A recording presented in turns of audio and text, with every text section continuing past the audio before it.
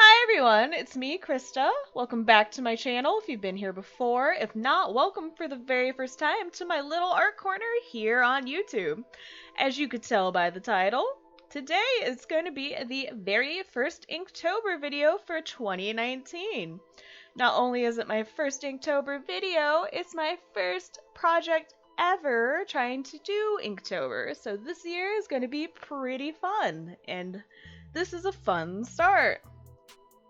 The very first prompt was ring. I thought about it for a minute, and I mean just a minute, because the immediate thing I thought of was the Ring films. No, not a diamond ring, not a wedding band. The Ring movies. There's something wrong with me. First, I thought about the original book, and where the ring comes from with that, where basically Sadako's psychicness combines with the smallpox virus to make super Sadako ghostiness. Somehow she uses the way the virus spreads to replicate herself. That's why when you copy the tape and you continue the replication, the curse is gone. I decided that idea was a little complicated. Like, maybe too complicated to properly be able to put onto paper, at least for me. Instead, I decided to think of the movies and the film within the movies, and why there is a ring in those movies. She comes out of a well. She may or may not have been pushed down a well. Spoiler alert, she did. So I was thinking of the video within the movie, the videotape with creepy images and stuff, and I remembered that there is an image of a face, a man's face, looking down into a circle, and I went, that's it. That's what I need to do. It's perfect. Circle, ring movie, makes sense. To me, at least. Then, I thought of my anthology DVD set I have of the Ringu movies. And the cover art, like a lot of the poster art and all that stuff, has a staticky circle on it. And I went, oh man, I can put that around the well circle thing, whatever. Thus the idea for this first prompt was born. I started by placing some plumb lines on the drawing, which you've already seen in this video. My narration of what I'm actually doing in the video is going to be completely behind. We're both going to have to deal with it. For some reason, I had to go on for like 20 minutes discussing why I decided to draw this in the first place. You're welcome? Question mark, question mark, question mark. I started with doing lines, plumb lines, to figure out the midline of this piece of paper. This 4x6 piece of paper, which is in blue tone. All the information about what items are being used during this project are at the beginning of the video, and they will be in the description box for ya. After getting my lines in for guidance, and then tracing my beautiful circle, I had to trace it, leave me alone, I can't draw. Next, I sketched out the little dude and the little clouds. The happy little clouds, and such a happy little painting about a terrifying thing that happens in a horror story. Bob Ross would be so proud. I got my sketching in. I also shaded with my sketching pencil, which is really just a cheap mechanical pencil, just a Bic one. Don't need anything fancy for that sketch. The next step after my sketch was me adding some whiteness to this drawing. I used the white ink mixed with water to get various shades in between. I cheated by using that blue paper so I could automatically have some midtones. Great way to have it added in and save yourself some extra work.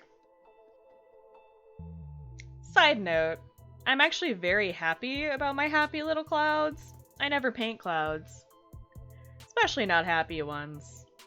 I feel I did okay. After I got in my highlights, I started going in with the black ink. Once again, with various levels of water. For the most part, I tried to keep the black ink and the white ink as separate as possible. I allowed them to dry in between, which is partially why there are a couple of jump cuts in this video, because I had to walk away and let it dry. I learned my lesson after watercolor stuff. Finally, except I'll mess it up again later, which you'll see. We'll just pretend like it's a lifelong lesson. I might not have messed it up today, but there will be a point where I do because I get impatient. Since this is for Inktober, I wanted to use some stark blacks, stark whites, have a lot of high contrast with minimal blending in between. I still have midtones because, once again, that paper did it. But I wanted that graphic comic book feel to it. And since the rules say I can't really use a lot of color, which is a bummer, I wanted to still be able to get some high impact, high contrast, look at me kind of effects going on. I did intentionally try to leave the clouds as soft as possible, especially compared to the figure, and then some of that texturing around the well to insinuate that there is a little bit of texture there going on. I also wanted that deep black and a kind of void around the well to help imply that sense of unease and terror, but also to help pop against the whites that I do end up bringing in. At this point, I have only been applying the black ink and the white ink over that blue paper with a water brush, and obviously adjusting the amount of water. I'll keep saying adjusting the amount of water multiple times in this video, because that's how you use ink, and that's how you use watercolor.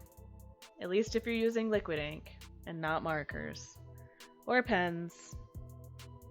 Yeah. I chose to use the water brush because I love this water brush. I like the amount of control I can get with it, and I like the fact that I can get super watery, loose effects with it if I want to, but I can still get precise lines at the same time. Just depending on how I use it. It's honestly the most versatile water brush I've ever used.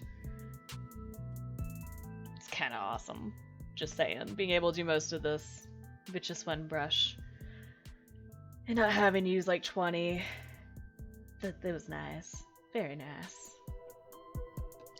Side note, I don't know why I use the number 20 to indicate a lot. It's really not a lot in the grand perspective of things, but apparently 20 is like the highest number I can count to or something. Or the greatest exaggeration I can go to. Good job, Krista. Good job.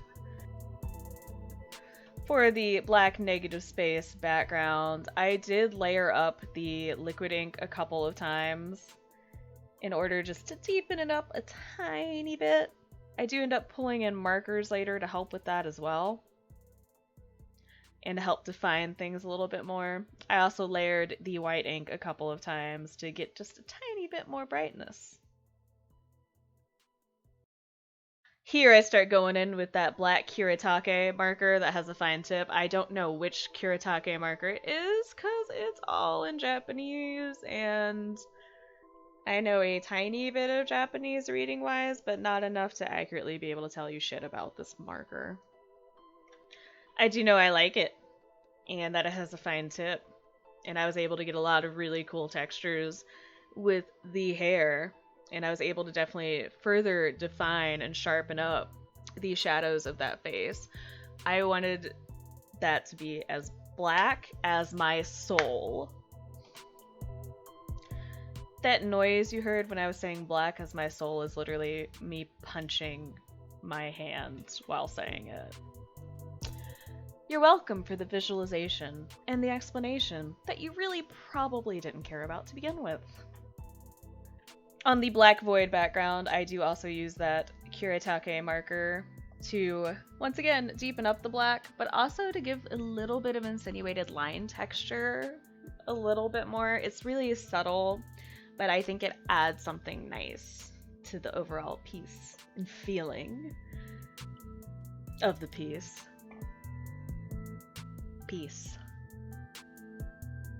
It always amazes me what a difference bringing in a black marker can make when you already have some ink laid down. Just adding that little bit of extra definition makes such a large difference, and it's such an easy, small step to do. And it just brought his face out more. It made him look angrier and creepier, which I'm all about. Another interesting thing about his face in this is there's very little detail to his face. There's just some shadows and a couple lines. Your brain automatically makes it feel more like a face than it actually looks like. Isn't that cool? How our brains betray us like that? Isn't that amazing? Since I've got my blacks all deepened up, now I'm using a white gel pen to brighten up my whites. I say a white gel pen, but I actually switch between two of them because they are both dying and they both hate me. They're running out of ink, so I had to kind of mess around with them to get them to work. That's where it got a little struggle bussy on this project. There were certain points where I had to go really slow to try to get a little bit more ink coming out. Because, like I said, they're dying, so the ink flow is just not very consistent at all. It did work out for those circular squiggly line dealies that I got. Such technical terms. But the fact that the pens were dying helped with those shapes, because it makes them look a little grainier, a little bit more textured. Which, considering the inspiration, it works really well. At least to me it does. You might disagree. That's completely fine. You don't have to like my art. Nobody has to like anything about me. It's how the world works. Now that I'm thinking about this kind of grainy effect, I almost wish that I would have drawn this in more of a style of an old VHS cassette video and how grainy those get. I might have to use that idea for something else later. I can say I see why people like Inktober. I think it helps stretch creative muscles, and it helps get in a lot of practice. Doing anything daily will help you become a lot better in general. So far, so good. Enjoying it. Not a bad first project. So this video is pretty much done.